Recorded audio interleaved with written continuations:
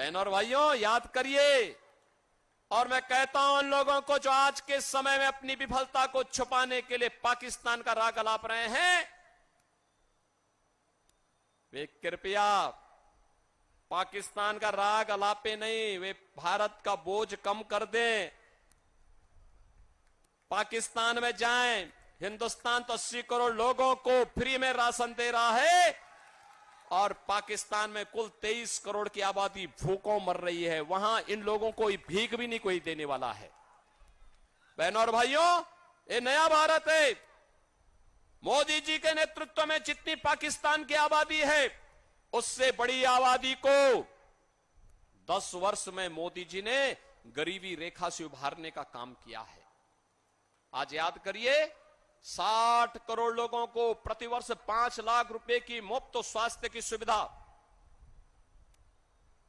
50 करोड़ गरीबों के जनधन अकाउंट, 12 करोड़ किसान परिवारों को किसान सम्मान निधि का लाभ, 12 करोड़ घरों में शौचालय का निर्माण, 10 करोड़ गरीबों के घर में उज्ज्वला योजना का कनेक्शन पहुंच गया और 4 करोड़ गरीबों के मकान बन गए हैं। 4 करोड़ गरीबों के मकान बन गए हैं। मोदी जी ने कहा है 4 जून को जब फिर एक बार मोदी सरकार बनेगी, 70 वर्ष से ऊपर के प्रत्येक बुजुर्ग को फ्री में प्रतिवर्ष 5 लाख रुपए की स्वास्थ्य बीमा की सुविधा उपलब्ध करवाएंगे। 5 लाख रुपए तक का उपचार कोई भी बुजुर्ग कहीं भी जाके करा सकता है देश में। मोदी जी ने कहा जितने गरीब बचे होंगे जिनके पास आवास नहीं होगा, उसको भी एक एक आवास देंगे। अब याद करिए, एक तरफ मोदी जी के नेतृत्व में विकास भी है, गरीब कल्याण भी है, सम्मान भी है, सुरक्षा भी है, अयोध्या में राम मंदिर का निर्माण भी है और काशी में काशी विश्वनाथ धाम भी आप जाकर के देखिए बगल में। बहनों और भाइयों, आस्था का भी सम्मान है, विरासत भी है तो विकास भी है। और दूसरी तरफ कांग्रेस और आरजेडी आपको कहां ले जाना चाहती है। इन लोगों ने तो हमेशा छल किया। जब मौका मिला, इन्होंने देश के साथ छल किया, सनातन धर्म के साथ छल किया, बिहार से छल किया। वोट आपका और सरकार बनी तो पेट भरा है इन्होंने अपने परिवार का। याद करिए, लालू जी अपने परिवार के बाहर किसी के बारे में सोच नहीं सकते।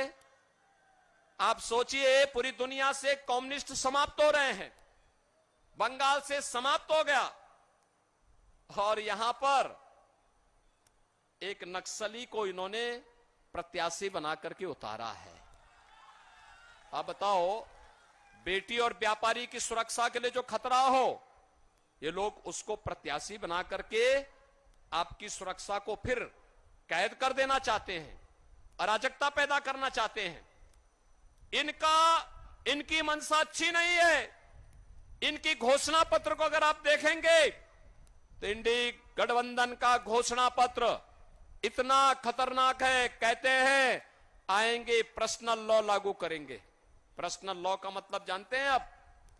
पर्सनल लॉ का मतलब बेटी स्कूल नहीं जा पाएगी, महिलाएं बाजार और ऑफिस नहीं जा पाएंगी, बुर्का पहन करके घर में दुपकना पड़ेगा और 3 तलाक की कुप्रथा को ये फिर से देश में लागू करेंगे। आधी आबादी का विरोध कर रहे हैं ये कांग्रेस और आरजेडी के लोग। बहनों और भाइयों, भारतीय जनता पार्टी इस घोषणा को करती है कि भारत चलेगा बाबा साहब भीमराव अंबेडकर के द्वारा बनाए गए संविधान से। भारत के अंदर कोई शरीयत का कानून लागू नहीं हो पाएगा। बहनों और भाइयों, इनके द्वारा क्या किया जा रहा है? कहा जा रहा है कि सत्ता में आएंगे तो लालू जी ने तो कहा है कि ओबीसी का जितना भी आरक्षण है, ये सब आरक्षण हम मुसलमानों को दे देंगे। क्या आप इससे सहमत हैं? क्या हिंदुओं का आरक्षण काट करके अनुसूचित जाति, पिछड़ी जाति और अनुसूचित जनजाति का आरक्षण काट करके आप किसी को दे देंगे क्या? बाबा साहब भीमराव अंबेडकर ने कहा था कि धर्म के आधार पर आरक्षण नहीं हो सकता। अभी कोलकाता हाईकोर्ट ने इंडी गठबंधन के एक महत्वपूर्ण घटक टीएमसी के फैसले को पलटा है और कहा है कि आरक्षण का लाभ अनुसूचित जाति, जनजाति और पिछड़ी जाति के लोगों को ही मिलेगा। धर्म के आधार पर आप मुसलमान को आरक्षण नहीं दे सकते। बहनों और भाइयों, ये फिर भी देना चाहते हैं, ये जानते हुए कि भारत का विभाजन का आधार धर्म बना था, तब भी ये पाप कर रहे हैं, देश के खिलाफ छल कर रहे हैं, आपके साथ कपट कर रहे हैं, धोखा देने का काम कर रहे हैं।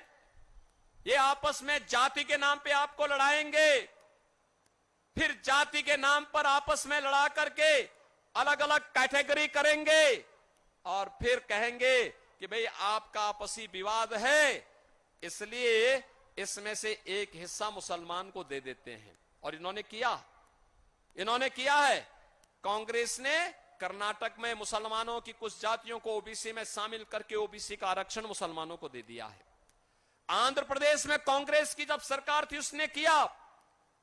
एक होड़ सी लग रही है। बहनों और भाइयों, ये देश को बचाने का चुनाव है। कांग्रेस और इंडी गठबंधन के इस षड्यंत्र को हमें सफल नहीं होने देना है।